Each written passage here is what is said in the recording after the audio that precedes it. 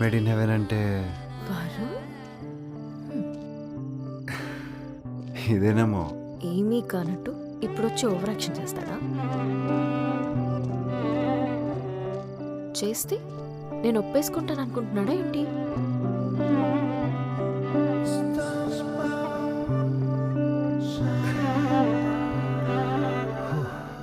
ఏదేదో చెప్దామని వచ్చాను కానీ కానీ కానీ లేదేం లేదు మేఘ్నా. నువ్వు ఆ రోజు ఆఫీస్కి వచ్చినప్పుడు నేను నీతో అబద్ధం చెప్పలేకపోయాను. I'm really sorry మేఘ్నా.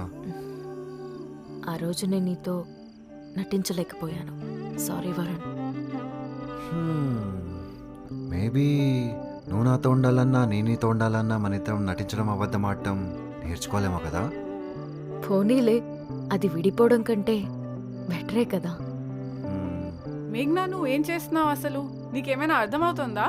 అంకుల్కి ఏం చెప్తాం చెప్పు. ఏముంది, వెన్యూ బాగుందని చెప్పండి. ఎక్స్క్యూజ్ మీ, నేను వెన్యూ గురించి మాట్లాడటం లేదు. డాడీతో నేను మాట్లాడతాను. వరుణ్ గురించి ఆల్రెడీ చెప్పేశాను. ఏమన్నారు? ఏమంటారు, ఒకవేళ నువ్వే వస్తే తిరిగి తనకు ఓకే అన్నారు. నువ్వు రాకపోయి ఉంటే నేను డాడీ మాటే వినాల్సి వచ్చేది. హో, అందుక తను ఎన్ని రోజుల నుంచి ఫోన్ చేయండి.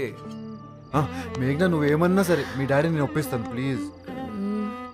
నువ్విప్పుడు షోరే కదా? మళ్ళీ నేను నిన్ను ఫోర్స్ చేసినట్టు కానీ ఇబ్బంది పెట్టినట్టు కానీ నన్ను అనవుగా? నువ్వు నన్ను అనకపోతే చాలు. ఓకే. అయినా నాకు తెలిసి వరుణ్ ఒక్కసారి కూడా ఫోన్ చేయకుండా ఇలా అమ్మాయిని ఒప్పించింది నువ్వే అనుకుంటా. అంత లేదు, వాడు రియలైజ్ అయ్యి నీకు ఫోన్ చేసి నువ్వు ఫోన్ ఎత్తపోయేసరికి కిల్ల కిలా కొట్టుకున్నాడు.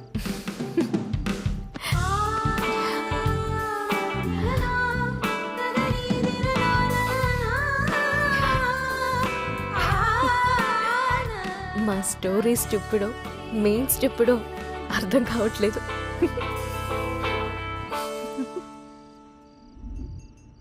మేఘ్నా, నువ్వు మా ఇంటికి రావాలి. ఏం మీ మమ్మీ వచ్చారా? మమ్మీ లేదనే కదా రమ్మంటుంది. హ?